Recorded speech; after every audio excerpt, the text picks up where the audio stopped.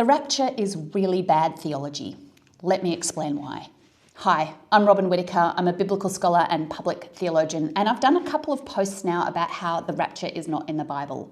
And some of you are still really attached to this idea, and I get it, you've probably grown up being taught that this is the truth, but it's a 19th century invention. So let's go to the end of the Bible and have a look at the final vision.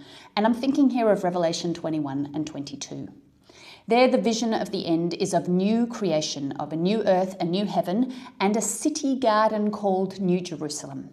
Twice in Revelation 21, that city is described as coming down from heaven to earth. That is, the movement of God is from the heavenly realm to earth because the text tells us God's home is among the people.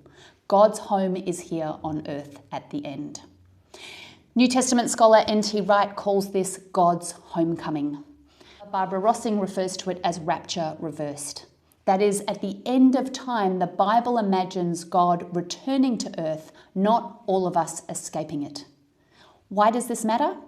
Well, when we think we're going to leave this earth and become some sort of pure disembodied spirit souls, it has all sorts of implications for how we treat this planet, how we respond to things like climate change, and how we treat our bodies and our physical existence. And what we see in the Bible is God's radical affirmation of our bodily existence, of this planet, of our physicality. These cannot be removed or considered less than our spiritual selves.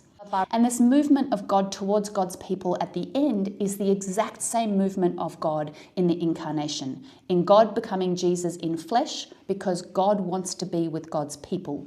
And it's a movement that takes us back, in biblical terms, all the way to that Garden of Eden where God walked around and talked with people. That is, God dwelt on earth and declared this entire creation good. So this is why I personally think rapture theology is quite problematic. It's also just a new invention and it's time to let it go.